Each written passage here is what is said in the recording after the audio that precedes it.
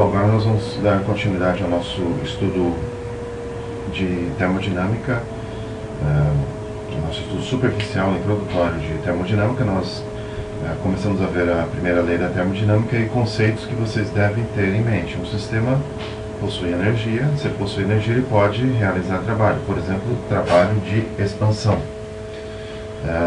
Nós podemos verificar ou medir a variação de energia do sistema quando o sistema sofre uma transformação, mas não há como medir a energia absoluta do sistema. Durante a transformação, o sistema fechado se comunica com as vizinhanças em termos de trocas de energia através do trabalho e do calor. Então aqui na equaçãozinha que vocês veem, ΔU igual a Q mais W, equação da primeira lei. A primeira lei diz que a energia do universo é constante, Q é calor, W é o trabalho e U é a energia. Então ΔU quer dizer variação de energia do sistema. Essa equação é como se fosse um saldo da energia do sistema quando ocorre alguma transformação. Então Q, calor, W, trabalho. O trabalho se faz valer do movimento ordenado de partículas. Eu já citei isso na aula passada. Aqui nessa tela aqui do PowerPoint vocês podem ver então o sistema e ele realizando o trabalho sobre as vizinhanças. A energia do sistema, ou parte dela, vai ser gasta realizando ou fazendo com que partículas se movam ordenadamente. Então o sistema tem uma certa energia, se ele realizar um trabalho sobre as vizinhanças, partículas se movem ordenadamente como está desenhado aqui, todas as partículas indo na mesma direção. Então um exemplo fácil de você entender trabalho seria esse caso aqui, que você tem a seringa, o gás está dentro da seringa, ele está comprimido. Então esse é o sistema no estado inicial. No estado inicial o gás comprimido tem uma certa capacidade de realizar trabalho. Se eu solto o êmbolo, o gás sofre expansão, vocês puderam verificar isso.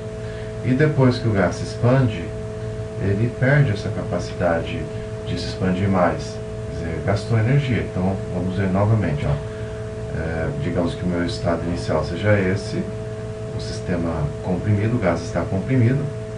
Então esse é o meu estado inicial, o meu sistema é o gás ali comprimido. Solto o êmbolo, opa, que vazou gás, vamos repetir aqui. Lembre-se, não faço isso em casa, vocês podem se machucar. Então nós temos aqui o gás confinado dentro da seringa, esse é o meu sistema. Eu solto o êmbolo e o gás se expande. Está vendo que o gás se expande? Então o gás se expandiu e realizou o trabalho sobre as vizinhanças. Esse êmbolo funcionaria como um pistão que está empurrando o gás que está por fora da seringa. Agora, de repente, eu posso realizar trabalho sobre o sistema, comprimindo o sistema. Então, na compressão, eu realizo trabalho sobre o sistema, ou as vizinhanças realizam trabalho sobre o sistema. A variação de volume é negativa e o trabalho é positivo. Aumenta a energia do sistema, aumenta a capacidade do sistema realizar trabalho. Aí eu solto aqui, vai haver expansão, e havendo expansão, o sistema está realizando trabalho sobre as vizinhanças. A variação de volume é positiva e o trabalho é negativo. Então esse tipo de informação tem que ficar bem consolidada na cabeça de vocês. O sistema possui energia. Se ele realiza trabalho sobre as vizinhanças, ele gasta parte de sua energia. Então o trabalho vai ter um sinal negativo para indicar um débito na conta de energia do sistema, digamos assim. E eu resumi isso nessa página aqui do nosso caderninho. Outra forma com que o sistema troca energia com as vizinhanças é na forma de calor. Se você tem uma bateria, por exemplo, carregada, ela pode ser descarregada com uma corrente elétrica alta. Então ela vai realizar trabalho sobre as vizinhanças, vai diminuir sua energia, vão haver reações químicas no seu interior, transformando substâncias com alto potencial químico em outras substâncias com potencial químico menor. Se a descarga foi realizada usando uma corrente elétrica alta, então a bateria vai aquecer. A bateria aquecendo vai ter uma temperatura superior à temperatura das vizinhanças. Então, calor, a energia vai escoar do sistema também na forma de calor. do sistema para as vizinhanças. Então, o sistema, nesse caso, teve sua energia reduzida através de duas formas: a realização de trabalho sobre as vizinhanças, então o trabalho negativo do sistema, e a perda de energia na forma de calor para as vizinhanças, então Q fica negativo para o sistema. Então aqui está um esquema que é um resumo disso, com sinal positivo. O Q, o calor, quer dizer que energia está escoando das vizinhanças para o sistema, porque a temperatura das vizinhanças estão maiores, então aumenta a energia do sistema. Q menos indica que a energia está saindo do sistema, porque a temperatura do sistema é maior que das vizinhanças. W menos, o sistema realiza trabalho sobre as vizinhanças, diminui a energia do sistema. W mais, o trabalho é realizado sobre o sistema, aumenta a energia do sistema. Não sei se vocês conseguem enxergar direitinho aí, talvez com algum esforço consigam. Bom, então aqui está a nossa equação da primeira lei da termodinâmica, ΔU, que é a minha variação de energia, vai ser igual a Q mais W. Essa equação aqui está colocada em termos mensuráveis, mas nós precisamos também conhecer a equação em termos infinitesimais, que é du igual a dq mais dw. Esse d é aquele d lá do cálculo diferencial que vocês estudam. Dq e dw tem esse d modificado aqui para enfatizar que são funções do caminho da transformação, ou seja, o valor de calor de trabalho depende do como a transformação é realizada. Então imagine que você vai subir uma montanha. Essa montanha tem uma certa altitude. Bom, se essa montanha tem uma certa altitude, a altitude da montanha, ou a variação de altitude que você vai sofrer, é uma função do seu ponto inicial e do seu ponto final, apenas. Agora, o trabalho que você vai ter para subir essa montanha depende do caminho que você escolheu. Então, trabalho e calor são funções do caminho que você escolheu para realizar a transformação.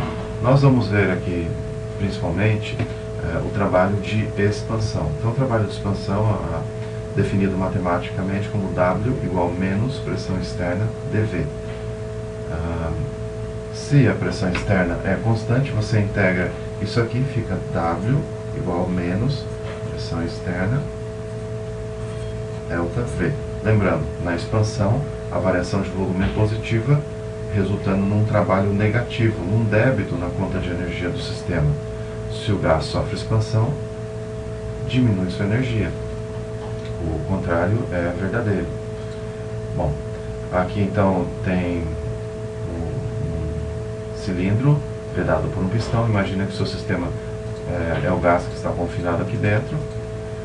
Se o gás sofrer expansão, então ele vai mover o pistão e aumenta o volume, consequentemente diminuiu a sua capacidade de se expandir mais, então diminuiu a energia. Vamos ver se tem mais uma figura importante aqui. Esse é um gráfico indicador. Agora é representado aqui o pistão no estado inicial, ou o cilindro e o pistão, e no estado final após a expansão. Essa área sobre a curva, ou essa área aqui em azul claro, é o trabalho. Então, um gráfico de pressão, a pressão externa é constante, veja aqui, ó, não varia, e o volume varia do volume inicial ao volume final. Existem várias formas de se realizar trabalho. Por exemplo, imagine um sistema que está em equilíbrio mecânico com as vizinhanças. Então, imagine que você tem aqui um gás confinado no cilindro, vedado por um pistão, aqui o gás, e você tem a pressão externa. Se o gás está a uma pressão P, imagine um gás ideal, e se você tiver pressão externa igual à pressão do gás. Então é uma condição de equilíbrio mecânico, a pressão fora é igual à pressão dentro. E digamos que as vizinhanças vão transferindo calor para o sistema em quantidades bem pequenas, de modo que o sistema ganha energia, mas ele converte essa energia em trabalho, e esse pistão vai se movendo lentamente em infinitas etapas. Então, inicialmente você tinha a pressão externa igual à pressão interna, Aí o calor vai sendo transferido das vizinhanças para o sistema, e o sistema vai sofrendo expansão muito lentamente. Então isso é chamada expansão isotérmica reversível, variação de temperatura a zero. Se você considerar a pressão igual a nRT sobre V, então W igual menos P dV, substituindo a definição de pressão para o gás ideal aqui, a equação fica W igual menos nRT dV sobre V. Agora eu tenho que integrar isso aqui. nRT é constante, isso é a transformação isotérmica. Integro do volume inicial ao volume final. Então a equação para cálculo do trabalho numa transformação isotérmica reversível fica W igual menos nRT ln, volume final, sobre volume inicial. Se ΔT é igual a zero, então o Q fica igual a menos W. Bom, considerando o gás ideal, confinado aí, a energia do gás ideal é uma função unicamente da sua temperatura. Então, se não houve variação de temperatura, se ΔT é zero, a variação de energia do sistema é zero. E o calor vai ser igual ao negativo do trabalho, porque todo o calor que entra no sistema é convertido em trabalho. E não ocorre um aumento na agitação térmica das moléculas aí presentes. Bom, próxima aula nós vamos dar continuidade a esse estudo elementar de termodinâmica. Até lá.